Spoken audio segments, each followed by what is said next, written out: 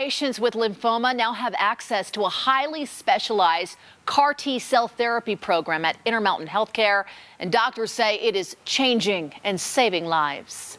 At 79 years old, Rodney Henderson from Salt Lake City has fought some tough battles. In 2018, I started feeling terrible. Going through a series of tests leading to surgery. And on May 3rd of 2019, they removed my spleen, which had turned into a 7-pound bowling ball, which was a tumor and the source of the large B-cell lymphoma. 6 rounds of chemotherapy, Rodney was declared to be in remission. But as time passed, things took a turn right at the start of 2020. I guess it was about April, they decided the cancer had come back.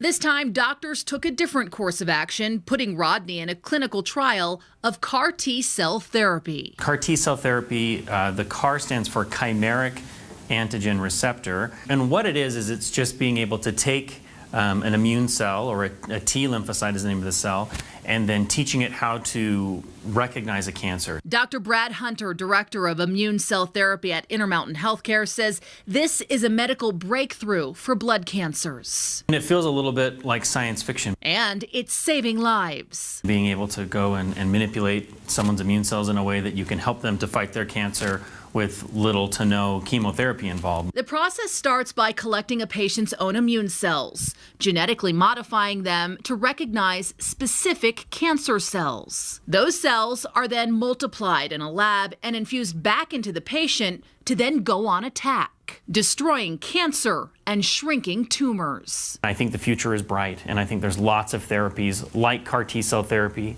or CAR T-cell therapy itself that in the future will lead to more cancer cures. Rodney is now enjoying life, once again cancer-free, thanks to CAR T-cell therapy and the medical professionals who prescribed, guided, and were there with him every step of the way. You will all have seen the news today. A milestone in the development of a COVID vaccine. पहली Covid vaccine में क्रांतिकारी नई तकनीक का इस्तेमाल किया गया था। उस नई तकनीक का नाम है mRNA। इस पर दशकों तक शोध किया गया है, लेकिन यह पहली बार था जब इस दवा का इस्तेमाल किसी लाइसेंस प्राप्त दवा में किया गया हो। ये सफल रहा। ये कैंसर सेल को ज्यादा सटीक तौर से पहचान कर कैंसर से लड़ने के पुराने तरीकों से बेहतर हो सकता है। सभी प्रकार की बीमारी के लिए एक वैक्सीन की बजाय हर प्रकार के कैंसर के लिए एक खास टीका। कोरोना के लिए वैज्ञानिकों ने वायरस के जेनेटिक कोड का एक हिस्सा लिया और उससे वैक्सीन बनाई, जिसका फिर मरीज पर इस्तेमाल किया गया। ये सेल निर्देश देता है कि वो और कोरोना वायरस स्पाइक प्रोटीन बनाए। शरीर की प्रतिरक्षा प्रणाली रिएक्ट करती है, जिसके बाद एंटीबॉडी बनते हैं और टी सेल सक्रिय हो जाते हैं। और अगर बाद में किसी इंसान को कोरोना हो जाता है तो उसके शरीर में वायरस से लड़ने के लिए एंटीबॉडी और टी सेल सक्रिय हो जाते हैं।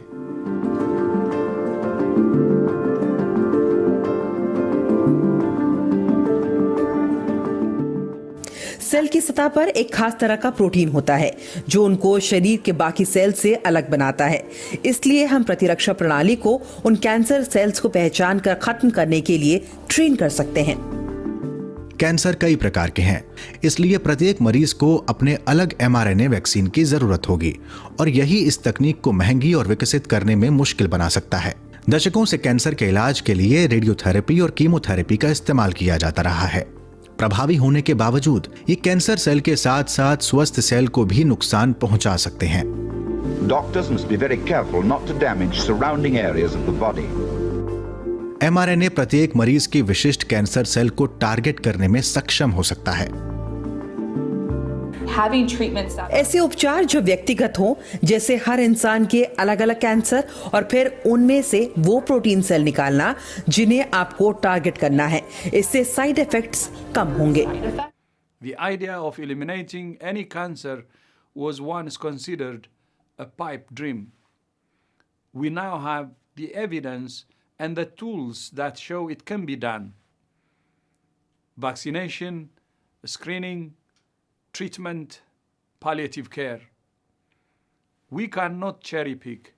We must pursue them all, of where they live or who they are. We ask you, the research community, to please join us as advocates for the cause. The COVID-19 pandemic has disrupted many essential health services and is likewise a risk to services. I thank you.